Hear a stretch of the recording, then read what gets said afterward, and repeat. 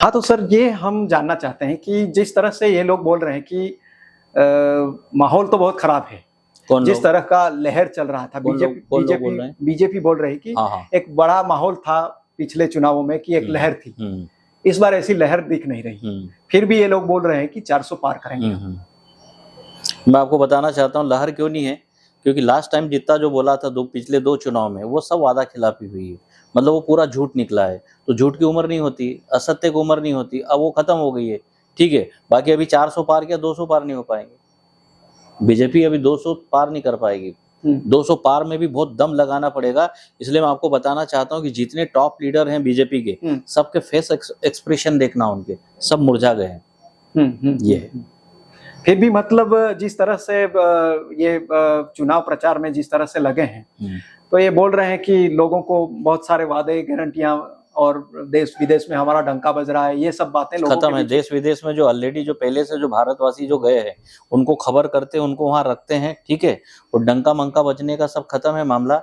और बाकी की जो चीजें जो है गारंटी वाली, तो इसके पहले वाले चुनाव में वो 15-15 लाख रुपए की बात बोली थी कि सबके अच्छे दिन आ जाएंगे, काला धन हम स्विट्जरलैंड की बैंक से भारतवासियों को वापस लाएंगे, सबके खातों में 15-15 लाख रुपए डाल देंगे। वो गारंटी पूरी हुई क्या?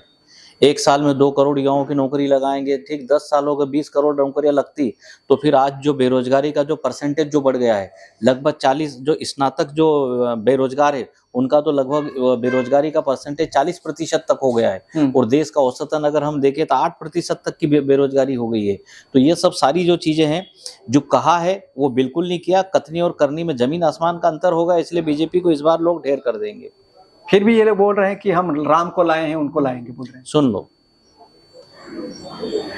राम को बीजेपी लाई है, बीजेपी पैदा कब हुई है? तो ये भी कितना बड़ा असत्य बयां है। दूसरी चीज, मंदिर केवल बीजेपी ने बनाया है और हम सब ने चंदा दिया है। पूरे भारत देशवासियों ने अपनी स्वेच्छा से चंदा दिया, हम सबके चंदे से राम मंदिर बना हुआ है। और उसके बाद जब ताले खुलवाने की बात आई है, जब भी इन्वॉल्वमेंट जो कांग्रेस पार्टी की सरकारों के प्रधानमंत्रियों का कांग्रेस के रिजीम में जो होना चाहिए, तो कांग्रेस का इनसे ज्यादा बड़ा योगदान है। लेकिन कांग्रेस जो करती है उसको कहती नहीं। जैसे मैं विधायक हूँ, मेरी विधानसभा क्षेत्र से मैंने 342 मंदिर बनाए हैं, तो मैं उसका ढिंढोरा पीटूंगा क्या? ये तो एक मंदिर की बात करते हैं, हमने 342 मंदिर बनाए हैं, ऑन द रिकॉर्ड है। हमने अपनी विधायक निधि से 9 करोड़ रुपए हमने दिए हैं। तो भाजपा का कथनी और करनी में जमीन आसमान का अंतर है। और अभी पूरी तरह से बौखलाई हुई और इस चुनाव में ढेर हो जाए, खत्म हो जाएगी। ये जो लोकसभा है उसमें क्या मुद्दे हैं आप कांग्रेस के मुद्दे हमारे ये कि जो बेसिक लोगों की जो रिक्वायरमेंट है वहां पर, गांव वालों की, जिनकी भी जो मान लो कोई नगर का वार्ड है, कोई नगर पंचायत है, नगर पालिका है, नगर निगम है, कोई ग्राम पंचायत है, ठीक है।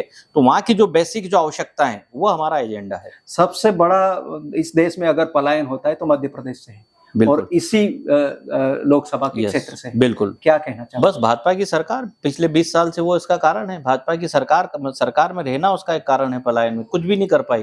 कांग्रेस की सरकार देश में थी तो मनरेगा कितना चलता था? 500 और 1000 के नोट मजदूरों के पास डिपॉजिटेड हुआ करते थे।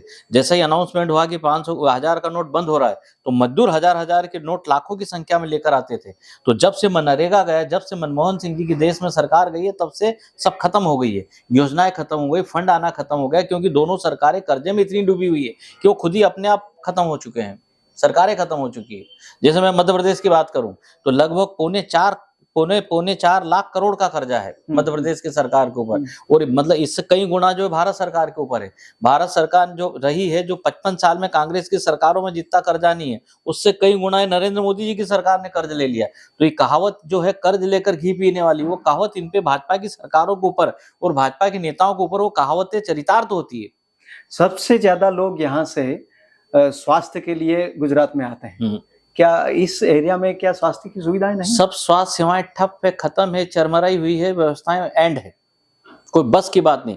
चाहे आप स्वास्थ्य सेवाएं ले लो, एजुकेशन पॉइंट ऑफ व्यू से बात करो, इरिगेशन पॉइंट ऑफ व्यू से बात करो, पीडब्ल्यूडी पॉइंट ऑफ से बात करो, सब जो योजनाएं जो है सरकार की वो खत्म है, चलाते नहीं आती सरकारें। ये तो बोल रहे हैं कि हम लाडली बहना का इस बड़ा सा स्कीम लाए तो महिलाएं हम लोगों को। अब लाडली बहनाओं को सुन लो। लाडली बहनाओं का इनने 4 महीने 5 महीने 4 महीने पहले शुरू किया था 1000 रुपए से। चुनाव, विधानसभा की चुनाव के चलते उसको 1200-1250 रुपए तक किया और महिलाओं से कमिटमेंट किया था कि विधानसभा चुनाव के बाद हम 3000 कर देंगे। लगभग करीब 1.5 से पौने 2 करोड़ महिलाओं को दिए। अब वो महिलाएं इंतजार कर रही है कि 3000 तो किए नहीं, अब उन्हीं महिलाओं का वोट देखना कैसा रिवर्स गियर लगेगा और कांग्रेस के लिए वोट पड़ेगा। वो महिलाएं धोएगी। अब महिलाओं के साथ जो अन्याय हुआ है, जैसे मणिपुर वाला, क्या ये सारे मुद्दे लोग याद रखेंगे? बिल्कुल याद रखेंगे, भूलेंगे नहीं। चाहे मणिपुर की वो महिलाओं के साथ और अन्य परिवारों के साथ वहाँ जो घटनाएं हुई है, मध्य प्रदेश में निमावर की, नीमच की जो घटनाएं हुई है, मऊ की घटना हुई है, सीधी की घटना हुई है, किसी भी घटना को कोई भूलेगा नहीं और उसका भी इनके अगेंस्ट वोटिंग पड़ेगी। मतलब लोग उनके अगेंस्ट में इस बार वोट करेंगे? बिल्कुल वोट करेंगे। और आप लोग कांग्रेस जीत रही है? कांग्रेस जीत रही है। पोरलाल खरते जी अच्छे वोटों से जीतेंगे और हम लोग उसी तैयारी के लिए आए कि राहुल गांधी जी की यहाँ देखी, पहले 7 तारीख को राहुल गांधी जी की सभा तय हुई। जब राहुल गांधी जी की खरगोन जिले के सहगांव में सभा तय हो गई तो पीएम की 6 तारीख को थी यहाँ, तो उनने 7 को कर ली। तो मतलब ये वो राहुल जी का और हमारा और कांग्रेस का पीछा कर रहे हैं, लेकिन अब कांग्रेस आगे बढ़ जा चुकी है। कांग्रेस को अभी जो 2 चरण में जो जीती जो सीटों का जो था वो हो जा चुका है और अभी 400 और 300 के पार के जो नारे सब इनके खोखले साबित होंगे।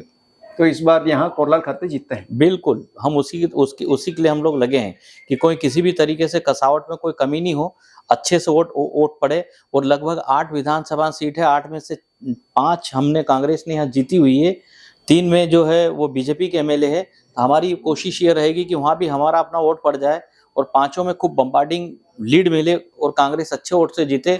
और मैं आपको बताना चाहता हूँ कि कांग्रेस से गठबंधन की सरकार बनेगी देश में। सम्माननीय लोकसभा वासियों, आने वाली 13 मई को हाथ के पंजे की बटन दबाकर पोरलाल खरते को भारी मतों से विजयी बनाएं।